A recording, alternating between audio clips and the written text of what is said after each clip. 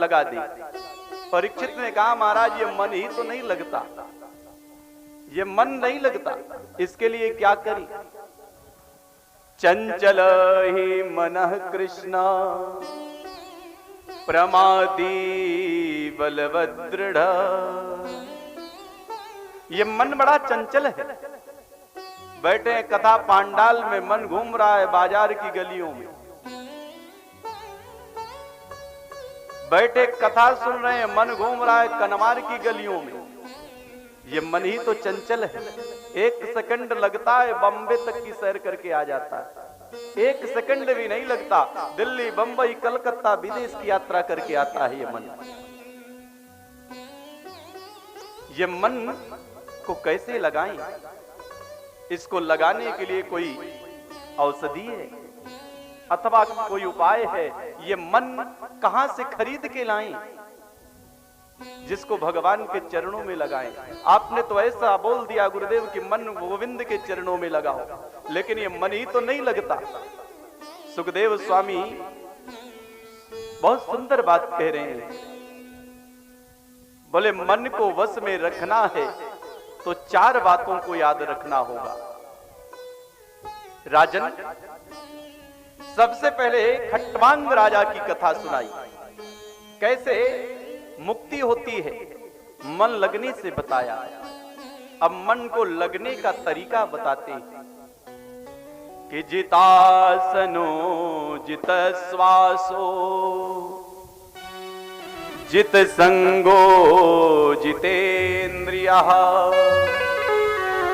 स्थूले भगवतो रूपे मनः संधारयेत् धियः। राजन, मन को जीतना है तो सबसे पहले आसन को जीतो। एक आसन में बैठने का प्रयास करें, चाहे सुखासन में बैठे चाहे योगासन में बैठे, लेकिन एक आसन में बैठने का प्रयास करें। ये नहीं कि 3 घंटे बैठना है तो 300 बार आसन बदले। जीतासन हो, सबसे पहले आसन जीतो। आजकल तो जमीन में कोई बैठ ही नहीं पाता, गांव देहात में तो बैठ लेते, शहरों में तो सब कुर्सी में, सब सोफा में। भाई सोफा और कुर्सी तो उनके लिए है जो असहाय हैं, जो जमीन में नहीं बैठ सकते, जिनको किसी बीमारी ने ग्रसित कर रखा है। अब ये थोड़ी ही है कि सब लोग कुर्सी में बैठे, सब सोफा में बैठे। जितासन, सबसे पहले आसन जीतो, एक आसन में बैठने का प्रयास करो। फिर जित श्वासों, योग के माध्यम से, प्राणायाम के माध्यम से, यम नियम प्रत्याहार समाधि के माध्यम से श्वास को जीतने का प्रयास करें। जब श्वास भी बस में हो जाए, क्योंकि सारा खेल श्वासों का है। हमने कल भी बताया था कि यहां किसी की उम्र निर्धारित नहीं है, सबकी श्वासें निर्धारित हैं, और जिस समय श्वास पूर्ण हुई फिर यहां कोई एक पल भी नहीं टिकता। श्वास खत्म, दीपक में तेल खत्म तो काम खत्म। शरीर में श्वासें भरी, और इन श्वासों का जब हिसाब समाप्त तो गोविंदाय नमो नमः। तो जित श्वासो, और तीसरी बात जित संगो, हमेशा अच्छे लोगों का संग करें, साधु महापुरुषों का संग करें, क्योंकि जैसी संगत वैसी रंगत। यदि अच्छे लोगों की संगति करेंगे तो अच्छे विचार आएंगे। संग जीतो, और संग जीतने में भी सर्वप्रथम सुनने का प्रयास करें। लेकिन समय वो नहीं है, सुनाना तो सब चाहते हैं, सुनना कोई नहीं चाहता। सब सुनाना चाहते हैं, सबको लगता है कि हमारी सुने, लेकिन हम किसी की सुने यह संभव नहीं। हम सुनना नहीं चाहते, केवल सुनाना चाहते हैं। संग को जीतें और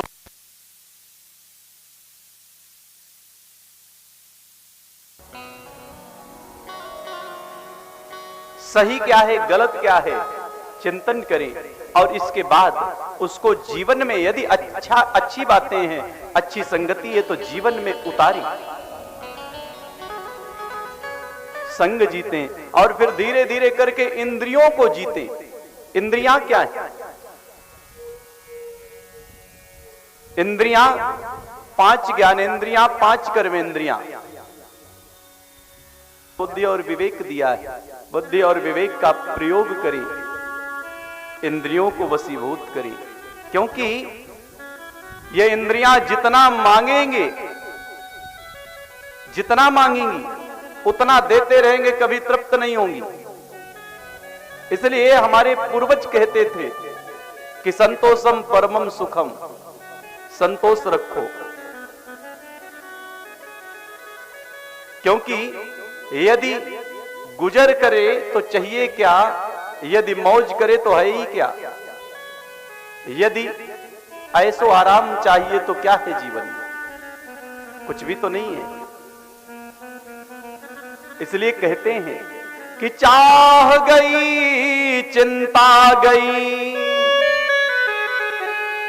मनुआ बेपरवाह, जिसको कछु न चाहिए सोई संसार। मन में कोई चाह नहीं है, कोई आकांक्षा नहीं है। अच्छा, ये समाज में भी लागू होता है, दूसरे के लिए कर दो, अपेक्षा मत रखो, सब लोग प्रसन्न रहेंगे। यदि अपेक्षा रखी तो वहीं से कष्ट प्रारंभ हो जाता है, दुख मिलना शुरू हो जाता है। राजर्षि परीक्षित कहते हैं, सुखदेव स्वामी राजर्षि परीक्षित से कहते हैं कि जितासनो जित श्वासो जित संगो जितेंद्रिय, स्थूले भगवतो रूपे मनः संधारयेद्यः। भगवान के स्वरूप का चिंतन करें। भगवान का स्वरूप क्या है? देखिए, ये भक्ति की प्रथम पराकाष्ठा, प्रथम स्तर है। भगवान की मूर्ति को निहारे, भगवान के स्वरूप का अवलोकन करें। भगवान के स्वरूप का अवलोकन करते करते करते करते जब भगवान की छवि मन में बस जाती है, फिर किसी मूर्ति की जरूरत नहीं है। आंख बंद करो और पूजन प्रारंभ। पहले स्थूल रूप से, फिर सूक्ष्म रूप से मन को गोविंद के चरणों में लगाओ। और एक बार मन गोविंद के चरणों में लग गया, सर्वेषां समाप्त, सब कुछ समाप्त हो जाता है। फिर कहीं अन्य भटकने की जरूरत नहीं है।